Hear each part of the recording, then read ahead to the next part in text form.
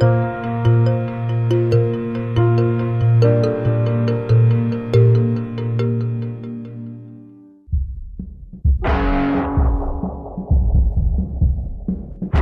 computer hacker group Anonymous is claiming tonight that it took down the website of the Federal Appeals Court in San Francisco this afternoon.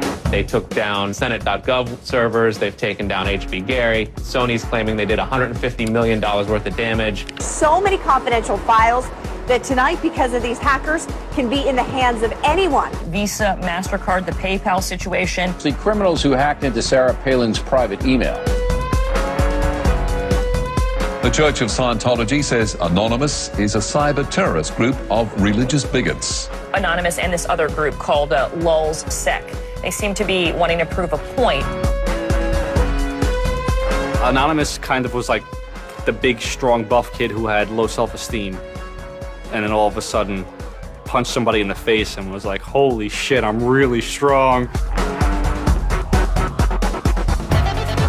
And Anonymous calls itself the final boss of the internet. And sometimes it proves to be really fucking true. You are going to violate the freedoms of the internet, you certainly better watch the fuck out. They are kind of the rude boys of activism. There's a real rough edge to them, which I think also is one reason why they garner so much love and hate from people, too. They represent a certain sort of chaotic freedom.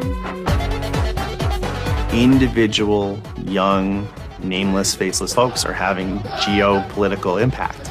I mean, it's both exhilarating to realize that and terrifying to realize that. It kind of depends on how that power is wielded. We are legion. We do not forget. Expect us.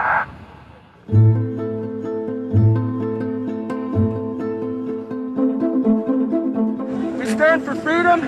We stand for freedom of speech, the power of the people, the ability for them to protest against the government, to right wrongs. No censorship, especially online, but also in real life. We have members throughout society and all stratas of it worldwide. Yet we have no leadership. It's one voice. It's not individual voices. That's why we don't show our faces. That's why we don't give our names. We're speaking as one, and it's a collective. Good timing. I would love to live in a country where the government fears its citizens and not the other way around. But right now, plenty of anonymous actors are in hiding because of fear of reprisals by the government. I've been called many things. There's unpatriotic. That we're just a bunch of children sitting in our parents' basement. I got called a terrorist sympathizer. We've been called kids, we've been called cyberbullies, we've been called hooligans, and sometimes those words aren't entirely unfair, but this is a serious political movement. No one, in the general public really seems to get it. What they don't seem to get is that the ability for Anonymous to be everything and anything is its power. Anonymous is a series of relationships, hundreds and hundreds of people who are very active in it and who have varying skill sets and who have varying issues they want to advance and who are collaborating in different ways each day. They're a little bit like a prism or kaleidoscope. They've got many different facets and many different sides. Of course, when you spend enough time with them, you start to get a sort of feel or texture that's not just random, right? Yet it's very multifaceted, very rich, which does span from the quite lighthearted to the very, very serious. Bob Dylan had a line in a song just saying, to live outside the law, you must be honest. They might do something which isn't technically correct, maybe it's not legally correct, but they're doing it for purposes that in their minds at least are ethical.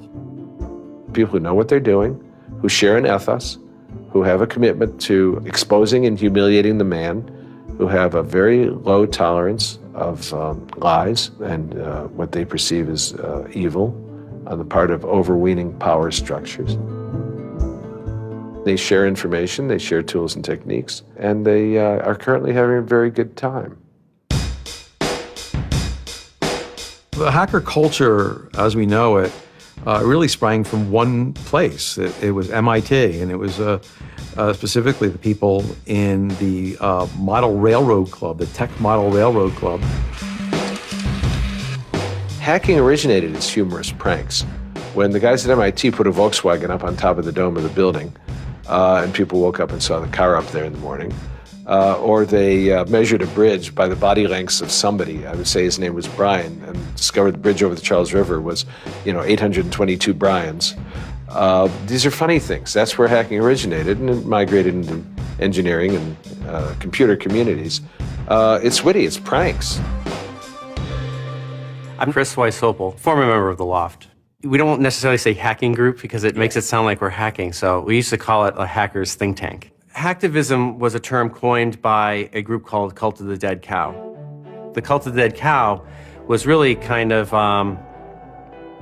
sort of like a propaganda type of organization. They had a guy who's the minister of propaganda. They're kind of merry pranksters. Like everything they did was completely over the top. One of the guys there coined the term hacktivism because he saw one of the things his group was doing, which he called hacktivism, was writing software that people in other countries could use to communicate securely, even if their government was spying on them.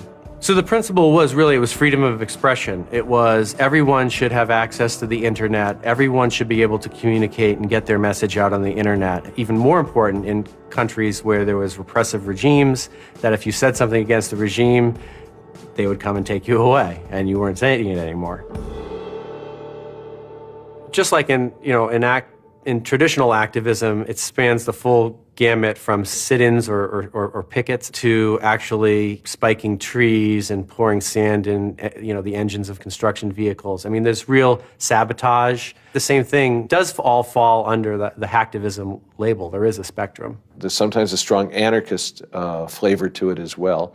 It's resistance to authority and those who would impose groupthink and group behavior on people, which was rightly perceived to be a consequence of the digital revolution as it was used by people in power to do hacking on behalf of righteousness and to redress the grievances of the world. Lance lowered Don Quixote on his horse, nag though she was, flying at the windmills of modern life. Anonymous grew out of what's known as 4chan.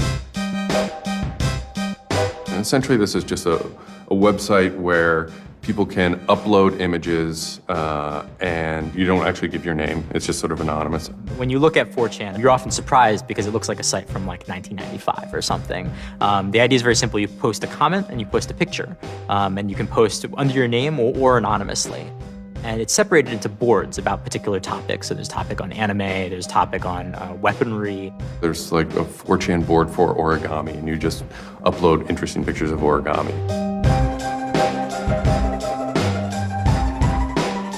And then there was a group called the B board, which essentially was for like anything goes. The first time anybody goes on B, it's kind of an instant revulsion. Because there's never a time that you go on there where you don't see something horrible. That instantly puts off a lot of people. The idea is post something that can never be unseen. Half of the posts on B are there specifically to make people not want to come back to B. It's what you get when people are allowed to express themselves with absolutely no restrictions whatsoever. It's the kind of sum of human imagination when people can get together and think together without any limits or parameters. It's the most vile, disgusting, and funny thing on the internet.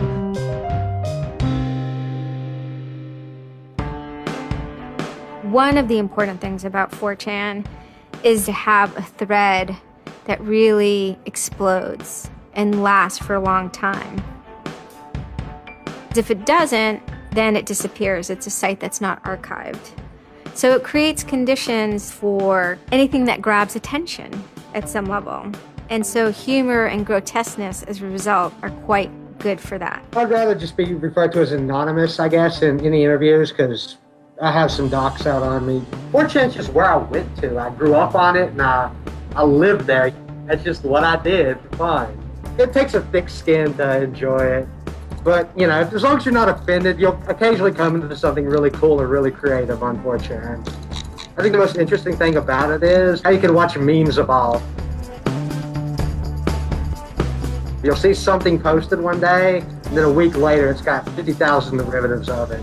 A meme is basically just an idea. It's kind of like a gene, but in the realm of the idea. A lot of the great internet memes that we all know and love, you know, lolcats, right? You know, little cats doing funny things, and then they have, you know, Icon has cheeseburger, right? All that stuff seems to start in this like petri dish that is 4chan b-board.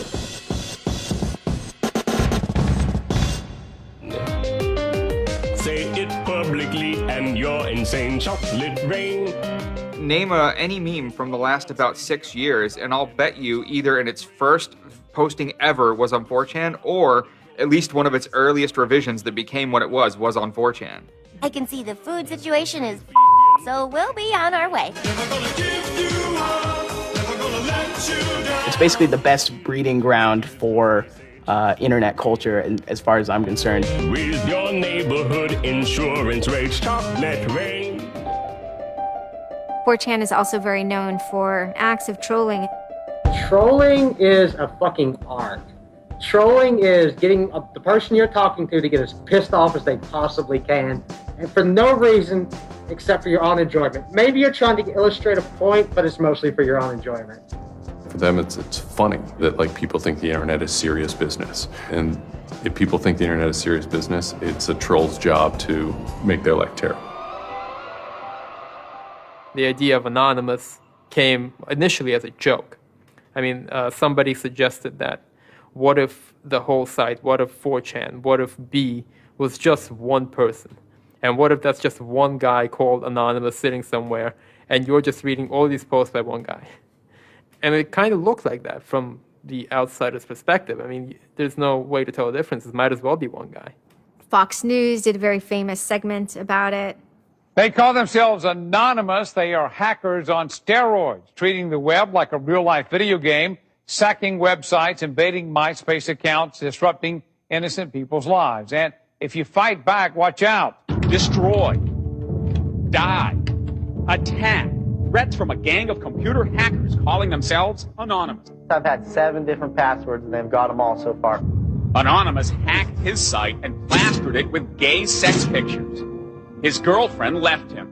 She thought that I was cheating on her with guys. As long as I can think back, Anonymous have done some pretty off-color things in the name of getting cheap laughs, you know. But, I mean, that's part of the culture. They get what they call lulz. Lulz is a corruption of LOL, which stands for laugh out loud. Anonymous gets big lulz from pulling random pranks.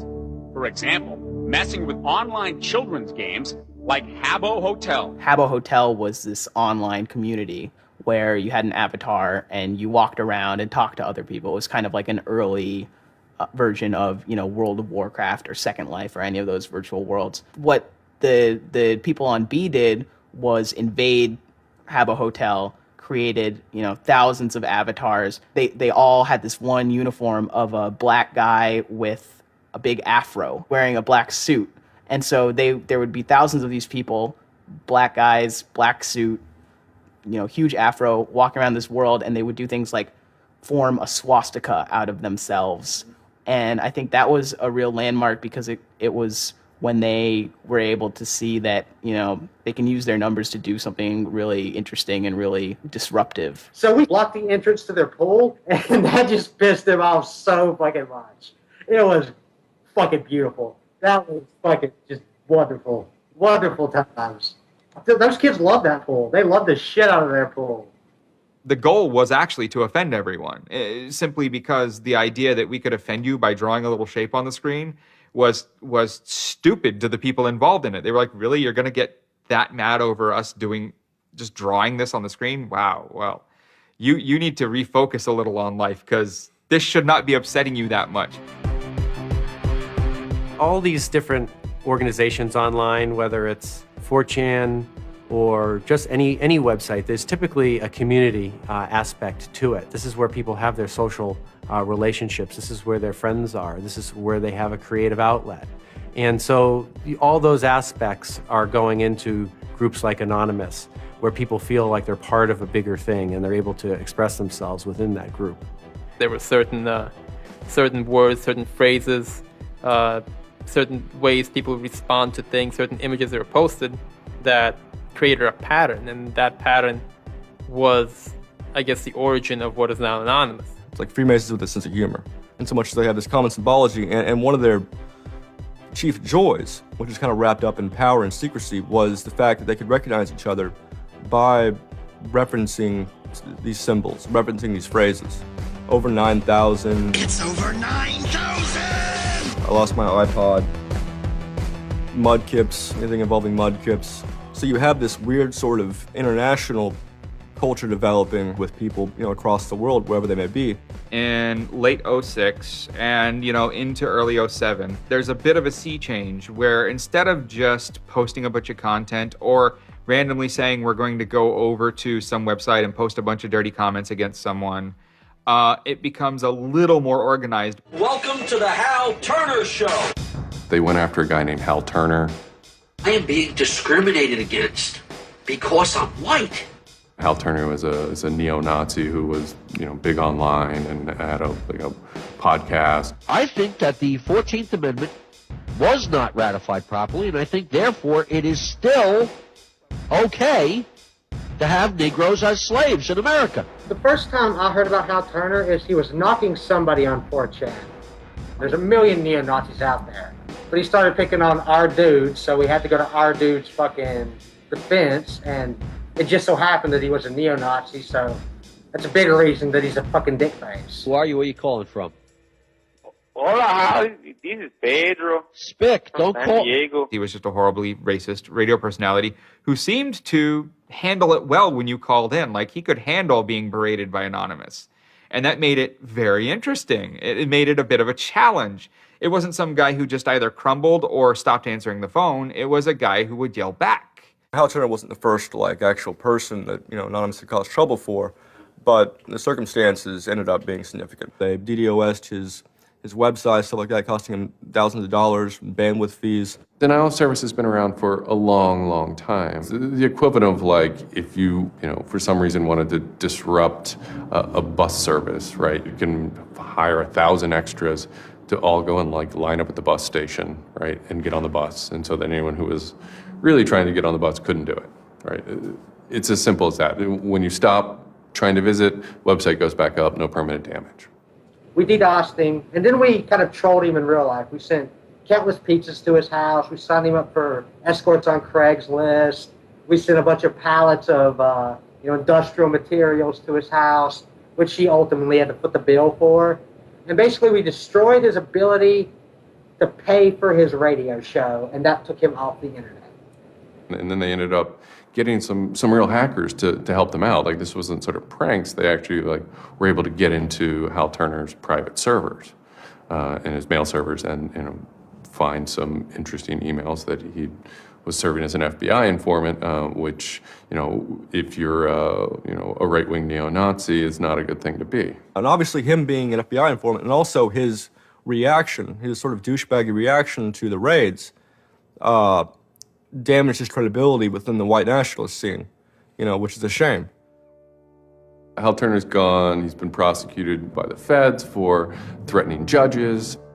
What follows is a period of confusion and anger in which, the original Anonymous people, the sort who want to keep Anonymous as this nihilist little, ridiculous group, are upset that now, that the most terrible thing on the internet is now becoming a force for good all of a sudden. I'm Mike Vitale, and my handle is Seth Dude. Now, this is January 2008. Anonymous is strong now. We're not a little dinky fucking group anymore. This is millions of people worldwide, and we're watching. And then Scientology stepped in with a big target on its chest.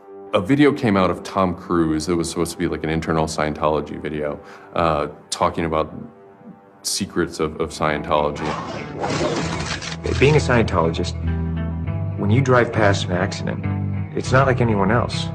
As you drive past, you know you have to do something about it because you know you're the only one that can really help. It talks about you're the only one who can stop, bad things from happening.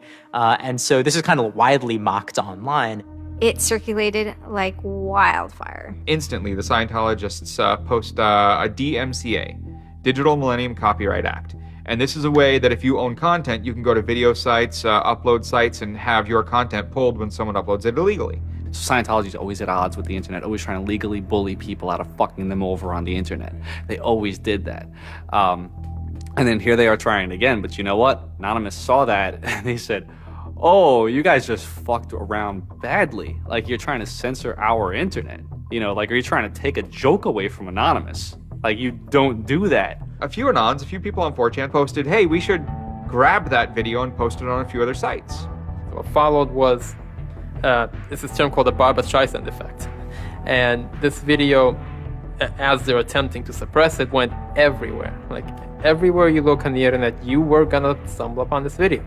Actually, Gawker, the site that I work for, was, I think, the first one to put it on the website, and we got in a huge legal battle with Scientology, who wanted us to take it down.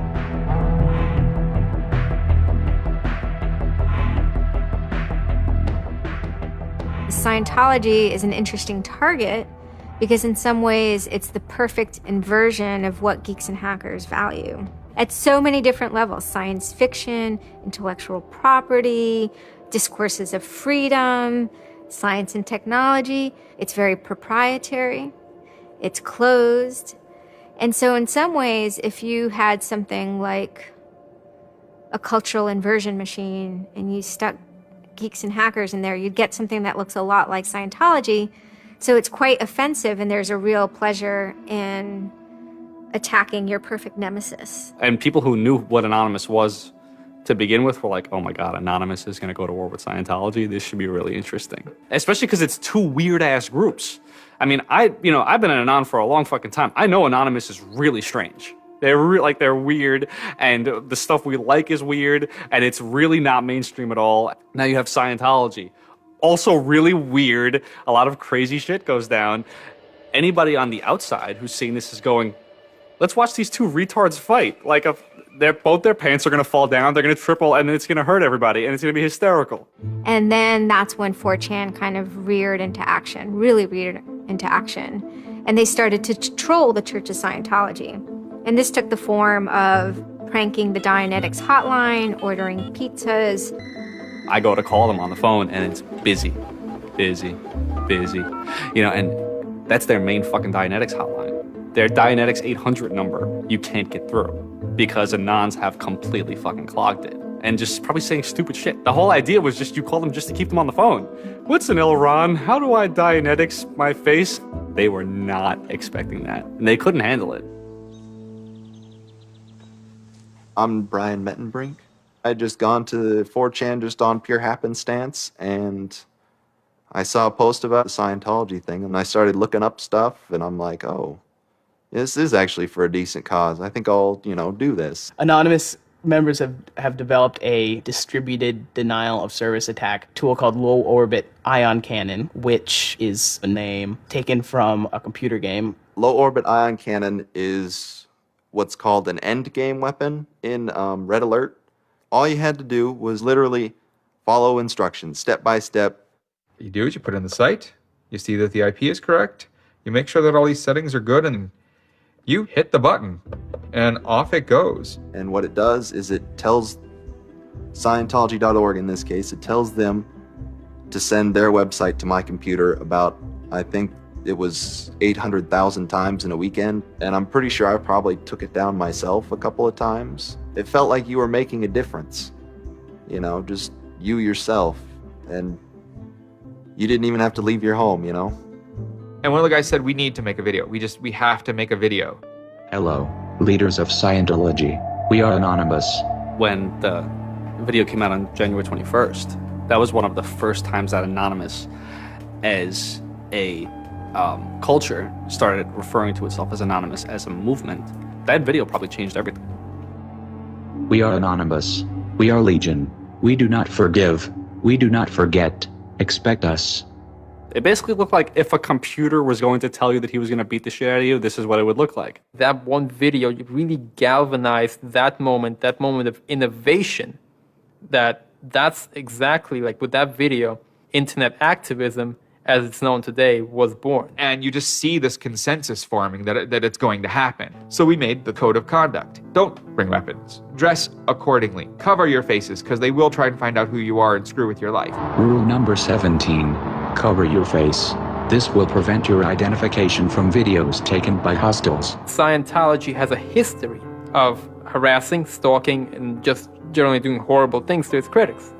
So people needed a way to hide their identities. A lot of people had very legitimate fears. They don't want to be followed home. They don't want to be stalked. They don't want to put their families and themselves in danger. Everyone was going, well, we're going to wear a mask. What's the only fucking mask that we all already know or have a joke about? And it's the Guy Fawkes mask. You see the movie V for Vendetta, the ending scene where everyone's wearing the Guy Fawkes mask. That is very reminiscent of what Anonymous thinks Anonymous is.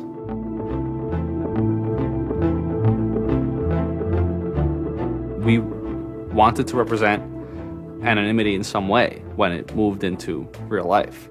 I think that the Guy Fawkes mask was one of the most natural things to happen. It is the idea that none of us are as cruel as all of us. You have this massive crowd of people who are anonymous that is going to fight against a bigger thing and win.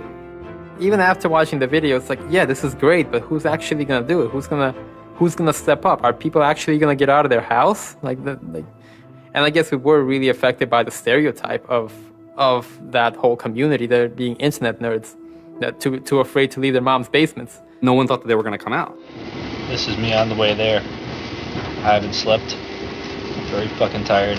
And I remember going to the park that day, and it's really fucking early in the morning, which I thought was a bad idea. And I'm smoking a cigarette, and I'm looking around like, where the fuck is everybody? There's nobody here. So here I am, sitting in Bryant Park, waiting for the other announce to show up. I remember thinking like, oh fuck, like, am I gonna be the only one in the park? Am I gonna walk to Scientology with fucking 6 or 7 people?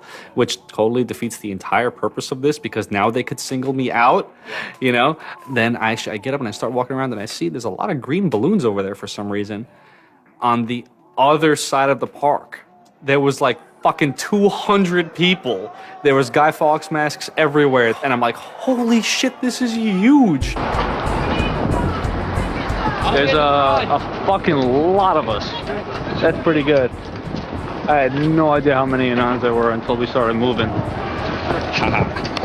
And it just fucking got bigger. I remember walking through Times Square, and everybody in Times Square was an Anon. This is like a fucking 1,000 person per fucking minute foot traffic area. And everywhere I'm looking, I'm seeing fucking Anon symbols. It was fucking wild. It was really wild.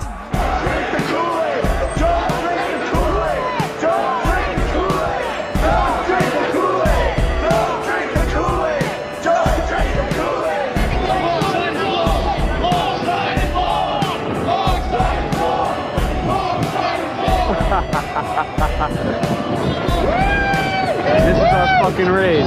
Hell yeah! So we start getting numbers in. And Sydney. We're thinking that it's going to be 50 people. And before 10 a.m., before even time, there's already 50 people there. And there's still streams of people walking down the streets. A couple hours into it, because I didn't go to bed until 1 in the morning, you're looking at Sydney as, wow, there's 250 people in Sydney. The cops are estimating higher than that for their reports. What just happened? Adelaide, Perth, and Melbourne happened. And, over 200 at each of them. We nearly broke 1,000 leaving Australia. Now, the next protest was Tel Aviv, which had actually gotten its first Scientology building right before this. There were Palestinians and Israelis at this protest, both holding their flags. And at one point, they actually switched flags and held up each other's flags and whatnot. It was awesome to see. I call our guy in London, Britanon, and I say, hey, what's going on there? And he's like, did you just get out of bed? I said, yeah, I haven't even turned on the computer. I just figured I'd call you. And he said, we've got 600 people and the cops are really, really mad at me. All the major cities were having hundreds of people come out. It's massive. Clearwater had like 300 people. I don't think anyone beat out LA. I think LA had over 1,000 people. We are Legion! We are Legion! The thing that happened was something completely different, and hundreds of people from every city just swarmed the streets. It was kind of overwhelming, a little even scary, but scary in a good way. Soon, we're at around the 10,000 mark, and we were joking the whole time, over 9,000, one of those memes. It was too surreal. It was not believable. You go by what name? We are Anonymous. It was very empowering, especially after people saw the thousands of people showing up. This was it. We owned the world at that point. We all met each other. The idea of an Anon is you're fucking alone until you get to 4chan, and then these people all think like you, And all of a sudden, you're not alone. You are with fucking 500 others, They all know the same jokes as you. They all clearly have similar interests as you. Here's your culture. You meet your own people finally. It's perhaps a little surprising. It's not just preteens or teenagers. There's a far more even mix of males and females than you would imagine otherwise. And there were a lot of these so-called guys who weren't socially good. They were very awkward. They still lived at home at 23, half of them virgins. And I'll tell you, the amount of those people who got laid from these protests happening is in the thousands that would not have for years probably. That's why those protests were so important. It was a chance to finally meet other people that were previously anonymous and unknown, and hence it was the moment of the end of their anonymity. Scientology, they kind of fought back, so to speak. They posted stuff online. While claiming they are peaceful, in less than 3 weeks, anonymous members made or encouraged 8,139 harassing or threatening phone calls, 3.6 million malicious emails, 141 million hits against church websites, 10 acts of vandalism, 22 bomb threats, and 8 death threats against members and officials of the Church of Scientology. They wanted to find me. They did. They hired PIs. They started taking pictures of us, threatening to sue us. I did the whole low orbit ion cannon stuff, and then I pretty much just went about my life after that for, I think it's 6 months, and then the FBI showed up here at my parents' house. 2 men got out of the car and took Flashed their jackets off and laid their guns on the front seat and came up to ask us if Brian was home and explained that they were the FBI and they were looking for Brian, and I've never been so scared. I did the second most damage is what Scientology said. I sent the second most out of everybody. So I got the maximum for my category, which was 1 year in prison and 1 year supervised release. I think, the way I feel is for what I did was one of the most lopsided punishments I've ever read about or heard of. Yeah, I think it's ridiculous, especially the year supervised release where I can't touch a computer for a year. I'm not sure what that's supposed to solve except make my life difficult. So that computer behind me back there, I could go back to prison if I went over and touched it. I'm very proud of what he did. He stood up for what he believed in. I never would even dream of hurting anybody, It's just not me.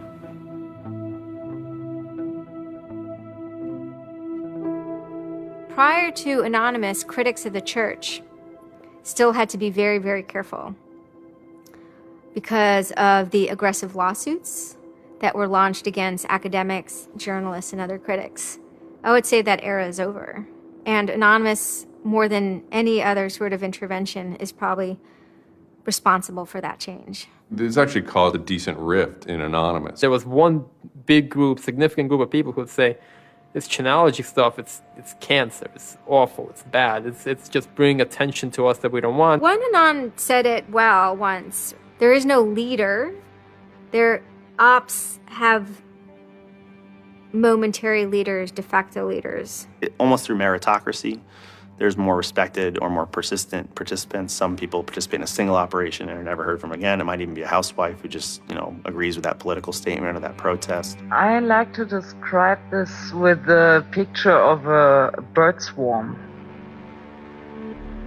Everybody's flying very, very quiet. Suddenly, one bird flies into the other direction and the mass fly into the same direction, following that person.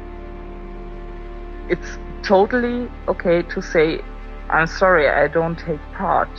When chronology was running full force, it was like a kid stretching for the first time and actually seeing the real power. If you had asked me all throughout 2008 and most of 2009, is the politics of Anonymous always going to be sutured and hinged to the Church of Scientology? I would have said yes. And it became unsutured, unhinged, when a different political wing was born in 2010.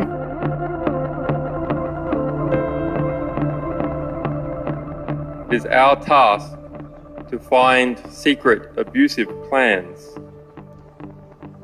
and expose them where they can be opposed before they're implemented. The interesting thing about someone like Assange is that he actually also sprang from, a hacker culture. It's a mentality of spreading information. Julian was Mendax. He was the greatest hacker that ever walked the face of the earth when I was a kid.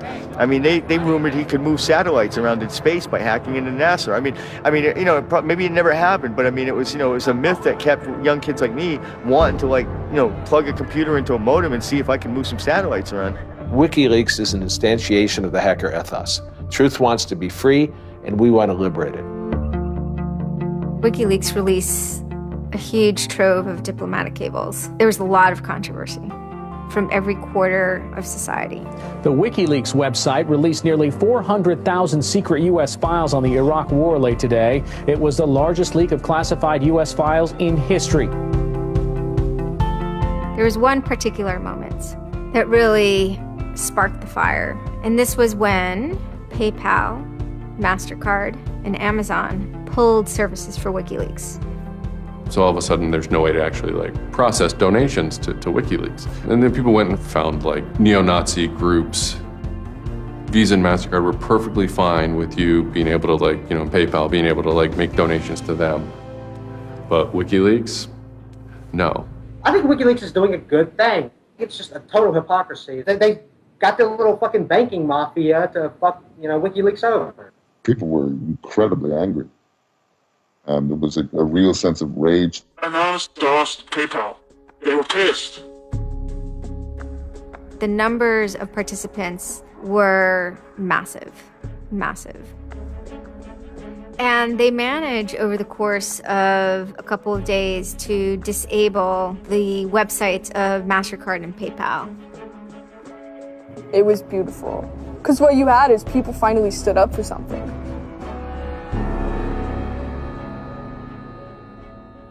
My name's Pete Fine. You can call me an internaut or a hacktivist. Telecomics is an ad hoc cluster of volunteer net activists who have spent much of the last year trying to keep the internet running in the Middle East. In kind of the lead up to the Egyptian revolution, we would tweet on people's behalf. We would get people from Egypt who were unable to access Twitter on their own on our IRC network, and we would take reports from them and tweet them out using our account to kind of help them get the word out about what they were experiencing. Some of this shit is personal. And one of the things about the movement as a whole, when Egypt rolled around, is that Egypt broke us emotionally. Watching in real time with live feeds that we helped set up, Egyptians get massacred with machine guns. It was different, and I have never in cyber activism wept before. It's never bothered me like that. It's never been able to touch me the way Egypt touched me. And then January 27th, January 28th rolls around, and the Egyptian government starts shutting down the internet. I mean, just for the whole country. The whole country. There's this fantastic traffic graph that you can see the traffic coming out of Egypt, and it looks like, you know, like this, and it goes like that. Just totally stops. And we were just shocked. I mean, we were just like, what the fuck? Like, what the fuck? To think that a country would completely cut itself off as much as it was able to from the outside world was pretty unthinkable. You know, we know bad things go on in the dark places. That's the kind of thing that could start riots. I think when Mubarak did what he did, I think it really upset people here as well as in the Middle East. I put myself in their place, and I found myself in a desert of nothingness because he just wiped out everything that my world incorporated. That just showed me and everybody else that the same thing can happen at any time, at anywhere, in any government. Anonymous and the people on the internet stood up and said, go fuck yourself. You want to shut down their internet? Fine. The people on the internet will show them how to turn it back on. A lot of my friends helped with encryption, helped people on the ground in those countries validate SSL keys and certificates, and really showed them how to subvert their government and become free. And then Telecomics started to tweet connections to the internet, dial-up connections. In Egypt, the care package we put together included some kind of our comms information, the ham radio and dial modem details. In total, we helped coordinate and run about 500 dial-up modem lines. We also Googled up treatments for tear gas and other kind of basic medical treatment and found folks who could translate that into Arabic. Sort of put this together in a nice one-page PDF and fax, and off it goes. President Hosni Mubarak has decided to step down from the office of President of the Republic.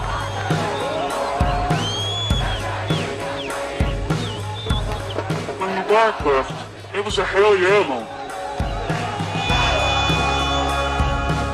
People can rise up. People can make a change. And I think for a lot of people in America, it was the first time they had seen people rise up and take down their government and say, we're sick of this shit. We're sick of the oppression. We're sick of living as slaves to your power. We had Egyptians come thank us as we're doing this stuff, and I said to them, like, look, you guys just get our back if stuff goes down here. It's a revolution that was facilitated by the internet, by Facebook and by Twitter. Not caused by it. I mean, 50 years of dictatorship has caused the Arab Spring. But the internet has certainly been helping. Although it was awesome and it was one part we were fighting for me it was quite clear that it's not the end of the story. That it's not suddenly changing into rainbows and nine cats or whatever, but that we now have to watch even more.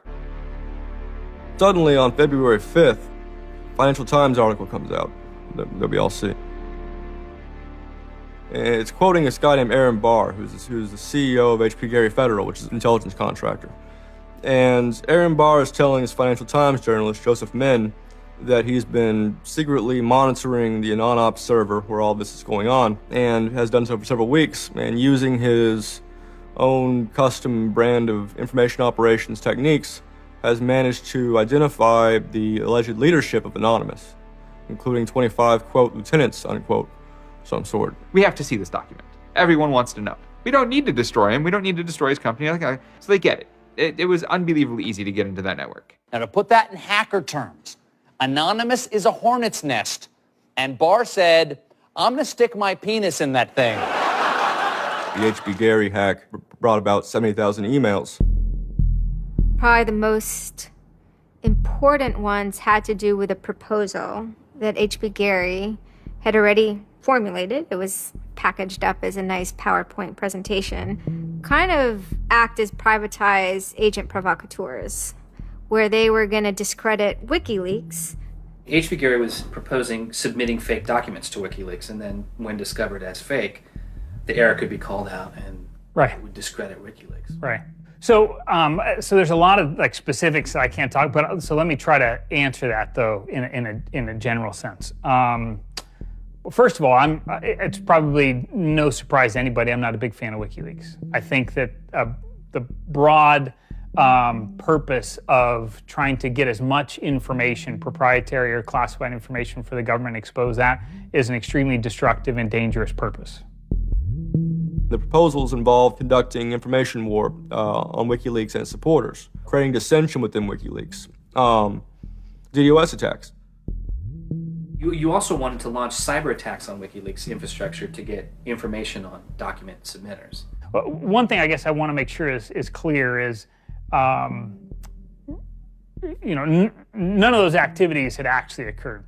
In business, there's, when you start proposing or thinking about an idea, there's a brainstorming phase. And somebody says, well, what if, what could we do? What's theoretically possible? Well, still, this was an idea. This was proposed. This was something that you thought about. Right.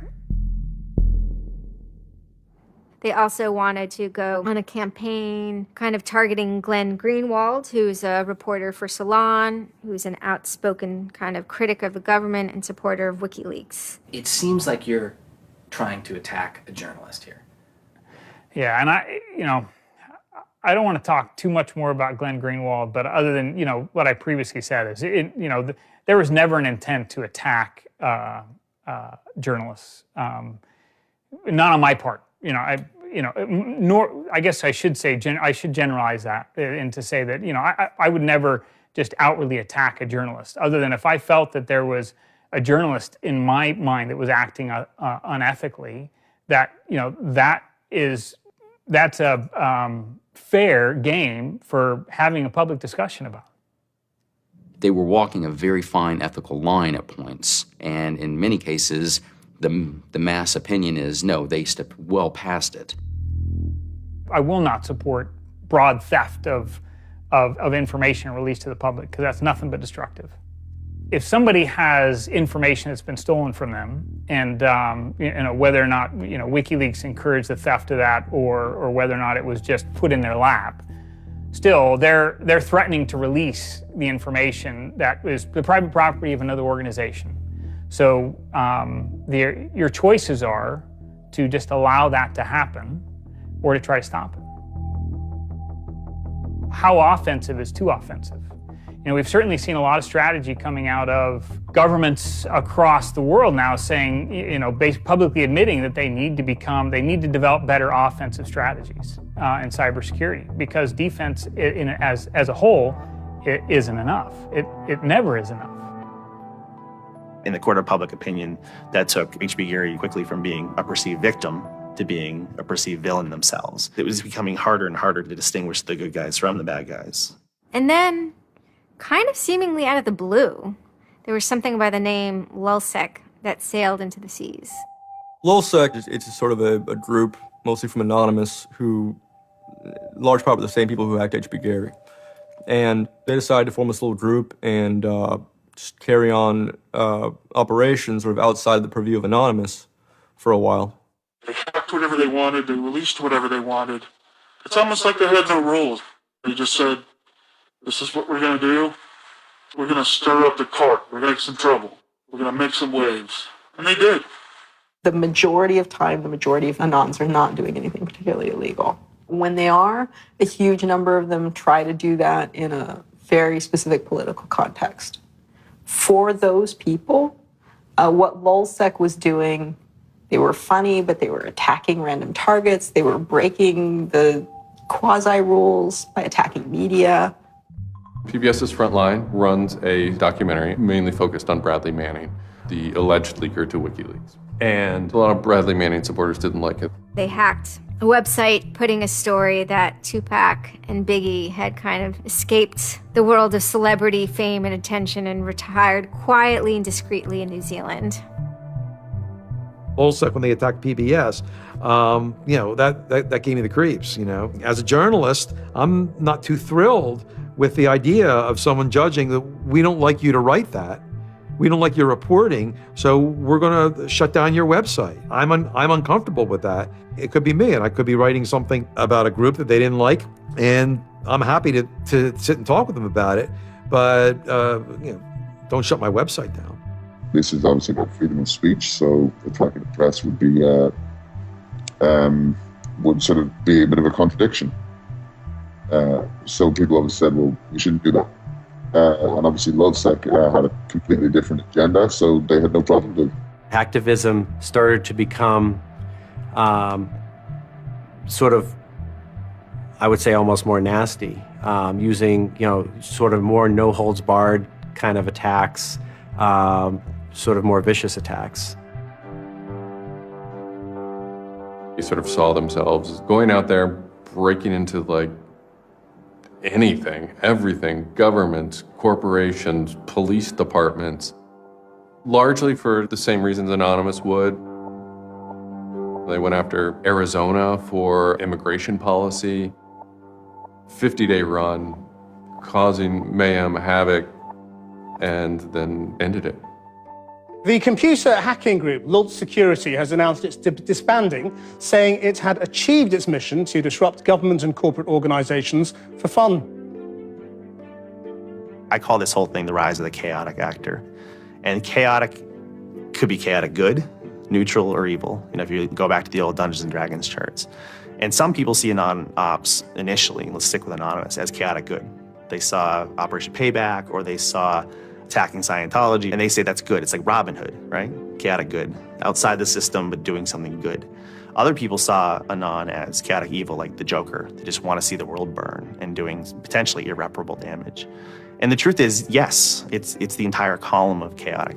I'm actually a little less concerned about some of the things LulzSec's done and more concerned about the next generation of LulzSec, the next turn of the crank of who takes it further or is more aggressive. Whoever fights monsters, should see to it they don't themselves become one. Really, as powerful as they seem to be, LulzSec and Anonymous are really small potatoes compared to the bigger operations that are going on that we don't hear about, maybe operations funded by government.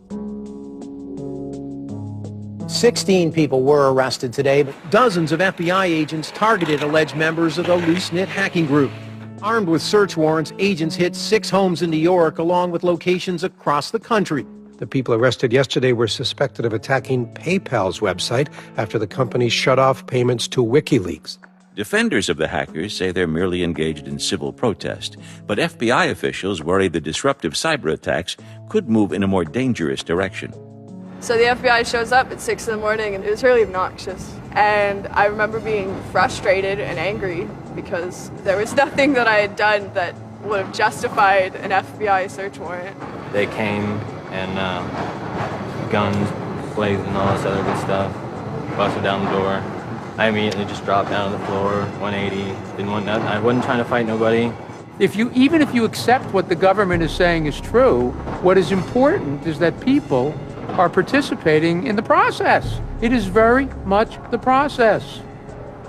It is sitting in a counter in Selma, Alabama, 500 Freedom Riders refusing to allow people to go and sit in at a segregated lunch counter. They write books about that stuff.